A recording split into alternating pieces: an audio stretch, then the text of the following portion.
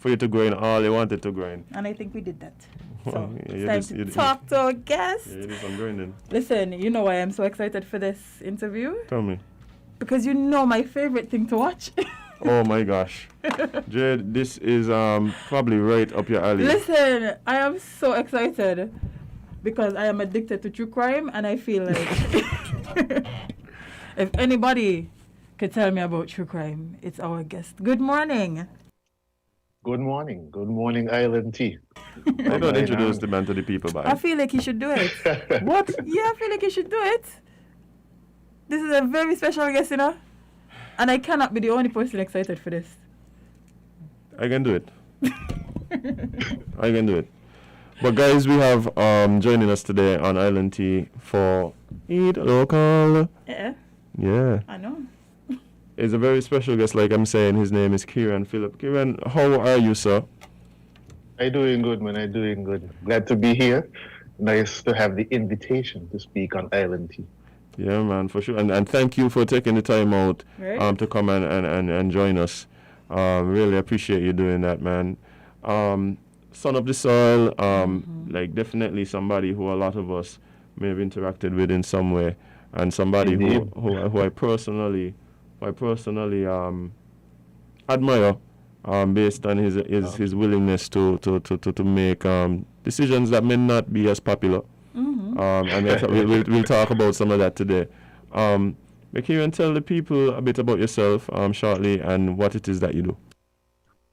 Well, I am from St. Kitts. I just want to let everybody know that I repping for Uptown, Upper Monkey Hill is where my family is from, St. Peter's. You know, and you know, as somebody from a small island, I've lived in a lot of different places, but I've always known that my home is St. Kitts and Nevis. And, you know, it's really what inspired me and drove me into the career that I have today. You know, I've always wanted to be a scientist. I told my mother I was going to be a scientist at 4 years old. And, you know, my lifelong dream is really to open up a forensic science laboratory on St. Kitts in particular. And I've done a lot of work in forensic science. I have a bachelor's degree in chemistry from the University of the Virgin Islands and a master's degree in forensic science from Virginia Commonwealth University. I spent 1 year at Virginia Commonwealth University doing research. And so I had a nice little research project under my belt. And then when I finished there, I was able to get a job with the Royal St. Christopher and Nevis Police Force. That was during the time of PEP, actually. November 2013, I started as a PEP intern doing crime scene work. And then in February 2014, I was fortunate to be hired full-time by the government as the first civilian who was a crime scene investigator for the Royal St. Christopher and Nevis Police Force. So I worked there up until September 2019. And now I live in Canada's best city, the city of Toronto. Been living here since, you know, in 2019, August, around then. So really trying to make it now and trying to let people know that good things come out of St. Kitts and Nevis. For sure. And that's it, guys. We could no. Nah, you can't. But he just summarized his entire like professional career in like 2 minutes. Like that is a skill. But you know, it's so interesting to hear you say that even at a young age, you knew that this path is what you wanted to go down. Because a lot of people will never ever decide, you know what, let me do this type of work for sure. Yeah, but I mean, I think you said a scientist, so you know you had a love and a passion for science, right? When did you discover the field of forensic science in particular? Well, like many people, you know, well, maybe not really like Jade, but like many people, I liked watching television shows that was around crime and what's not. You know, my father was actually a big fan of Law and Order, the original Law and Order. Ali, we're speaking. And then the original CSI came out. You know, we were living in England at the time. You know, this is around 2002, 2003. You know, around that time, the original CSI came out, and like I was really drawn to that because I saw science being used for people. You know, it was something that was very practical. It was something that was very applicable to real life. So I thought, you know, this is definitely what I have to do. Like, this is how I want to use, you know, my skills and my knowledge. So that really sparked the interest for me. And from that moment on, I really started to be strategic about getting into forensic science, specifically. Because before that, I do remember my mother would ask me, as I was getting older, what type of scientist do you want to be? And I really had no idea. Right. I didn't know what in science I was good at. So it took some time to discover that. And definitely, these television shows, they inspire a lot of people. Right. Right. And it's interesting to hear that when you did come back to St. Kitts, that you were actually the first person to be hired in that particular role, the first civilian to be hired in that particular role here. Does that speak to the fact that that is an area that really needs development here in St. Kitts? Well, it speaks to the fact that at that point in time, it was just really fortunate for me, that this kind of development was going to happen. Because previous to that, we had really been getting more and more training for police officers to really work in these specific roles, doing crime scene investigation and all the ancillary tasks that come around that. But, to have somebody who had an interest specifically in forensic science or even crime scene investigation, to have somebody who was not a police officer come in, to work out there in the field doing this, like that was a big thing. And that was really the start of some ongoing developments that have been happening in the Royal St. Christopher Nevis Police Force. You want to bring in civilians at that level, specifically train them to do this work so that, you have this separation between what police officers need to do, and what can happen in terms of the forensic science and the physical evidence, especially as it goes on to court. Well, I mean, what I'd like you to do though is for people like me, who is even more civilian than you, right? Explain to us exactly what it is that that job entails. Like we talk about crime scene investigation, and forensic science. Tell us a bit about what that actually entails.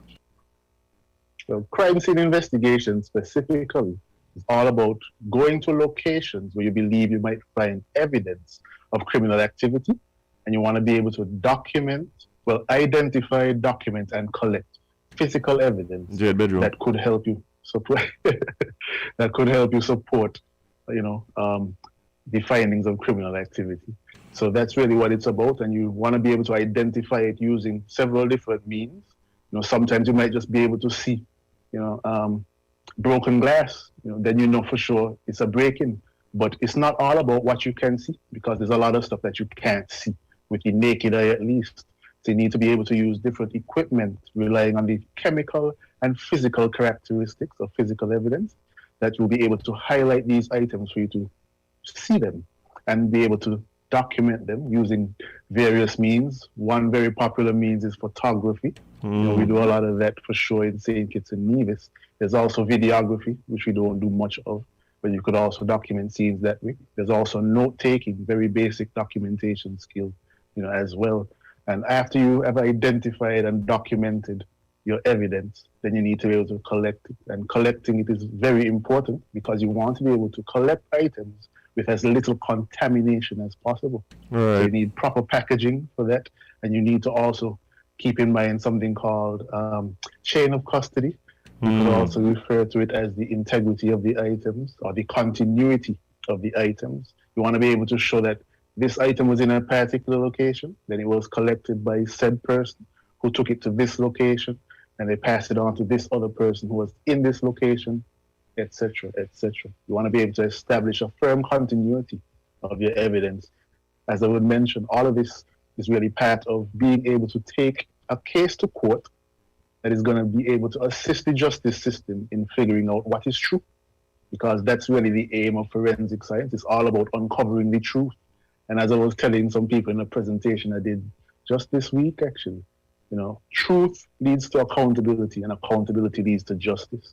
And that's really what we should be interested in, making sure that we understand what exactly happened, or as best as we can understand, then being able to understand who is responsible or who should bear responsibility. And then after that, thinking of how is this person or these people who are responsible, how are they going to do the best that they can to make it right? Whether they are punished or whether they pay a fine, or whether they have to go into custody. All these things, really important questions, and this is what forensic science supports in the justice system.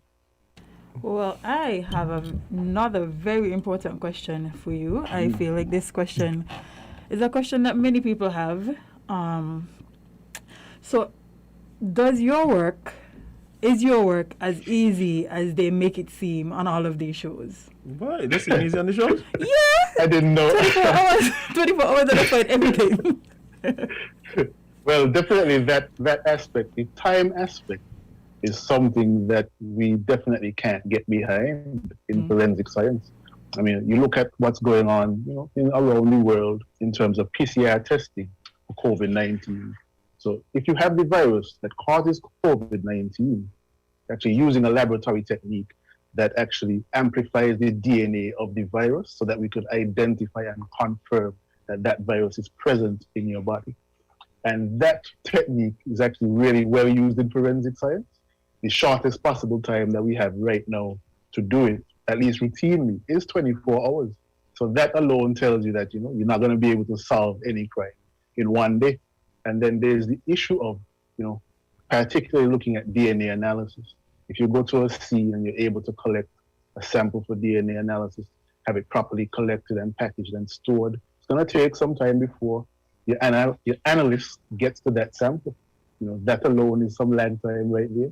And then, of course, the actual analysis takes time. You're going to do your PCR run. It's going to take 24 hours for you to get that result. Somebody has to then put those results into a database.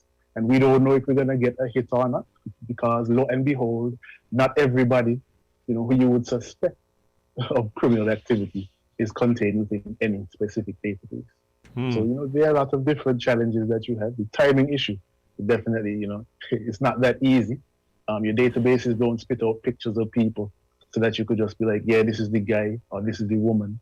The other thing I would say is that right now in forensic science, people are getting very, very specific because you need to be an expert at what you do. So very rarely would you ever find somebody who is a firearms and toolmax examiner, somebody who is good at analyzing guns and bullets and cartridge cases to tell you, all of these would have come from, all these bullets would have come from one gun.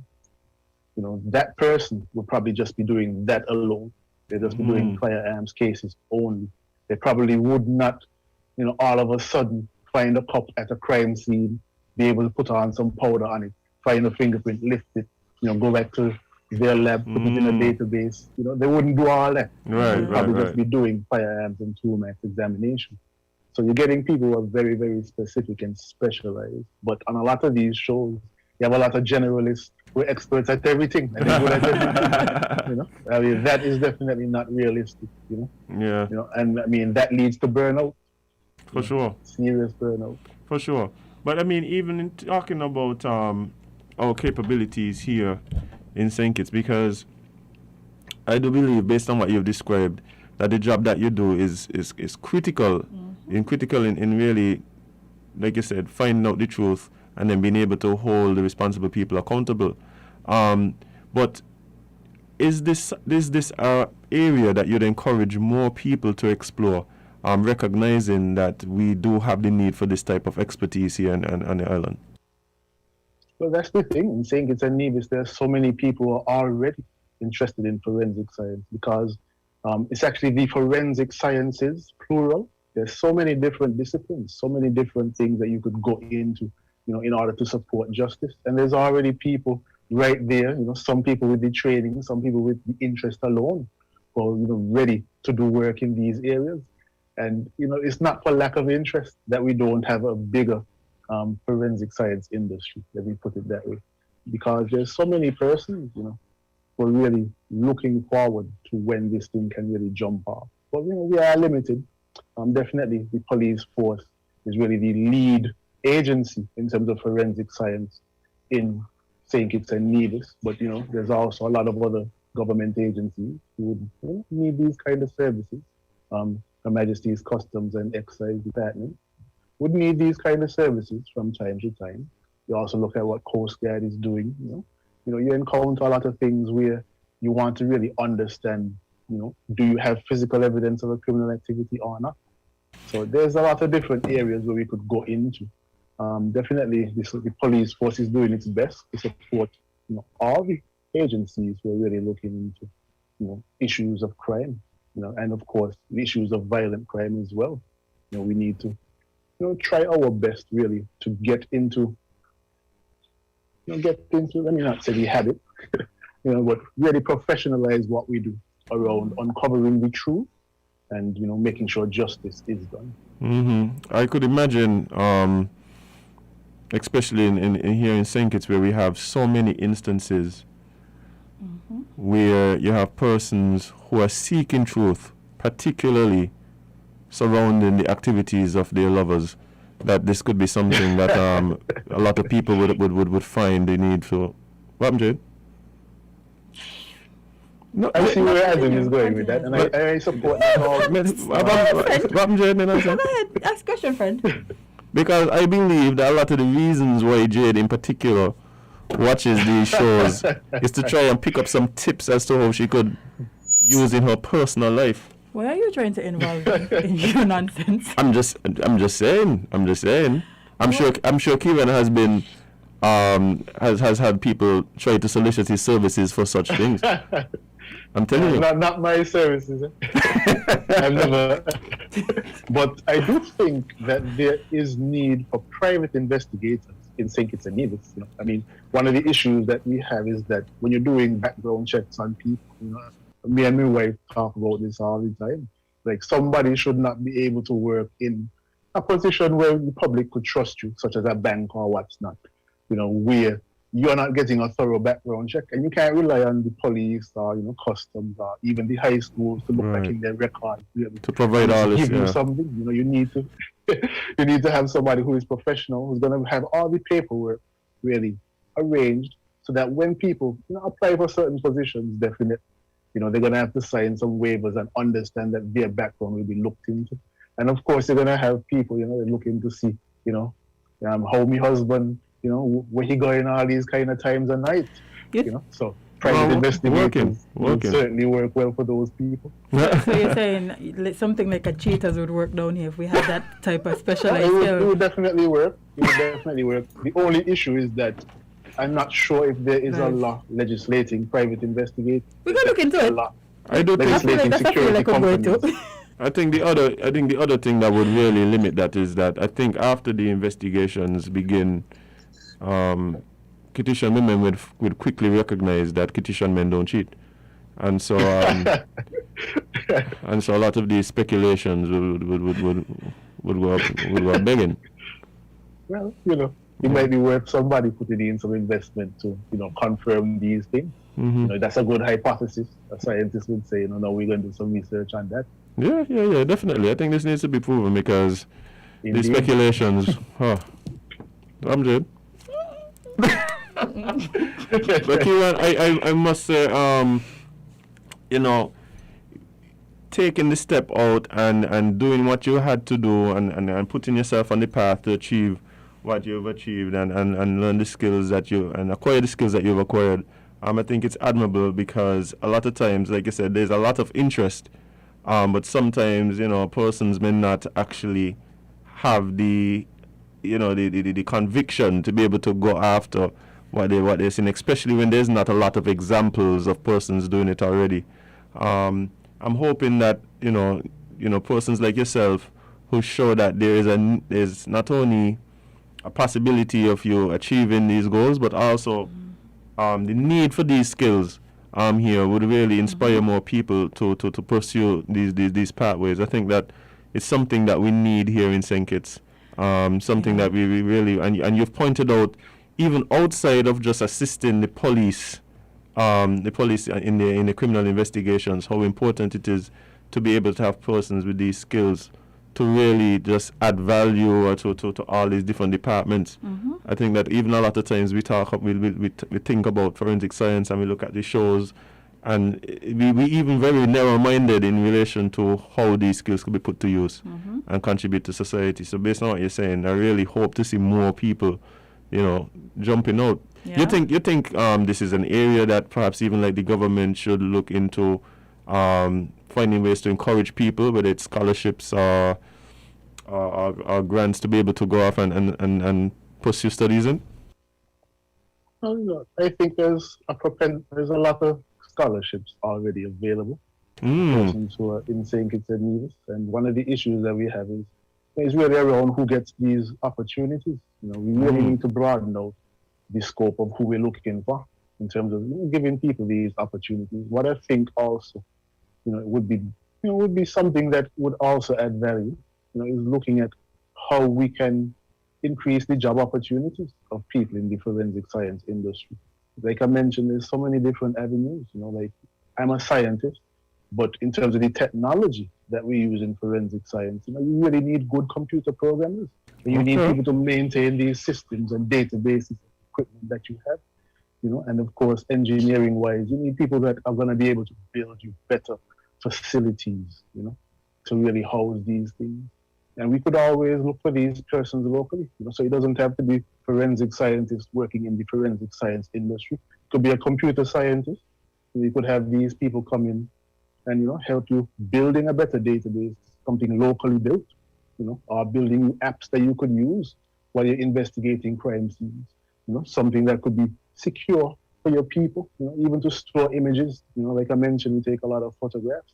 We have a lot of digital images. Like get something built locally using the talent that you have to really have a secure database for them. So there's a lot of different avenues that you could go into. We all understand that the government doesn't have an unlimited set of monetary resources at least. But like I mentioned, so many people are already interested. So many people already have these talents and already have these skills and capabilities right here right there in our Federation of St. Kitts and Nevis. So I think that a lot more can be done. Definitely there's persons who are civilians. I mean, when I started November 2013, I was the only civilian, going out on crime scenes, answering calls, working all hours of the night. But now you have, a number of persons who are, civilians, specifically in the police force doing this work. We have to be able to applaud our people, putting their effort out there to help us secure justice. So, there's a lot more that can be done just to let people know that this is an area that is appreciated and one that is well supported by the government. Nice. Well, as somebody who you said you had to take pictures and go to crime scenes and all of these things, I'm pretty sure you've seen some things that a lot of us would never want to see. How do you prepare for these types of calls and jobs that you have to do? Well, I mean, the truth is, I was always so interested in the field that, these things really became just, another part of the job.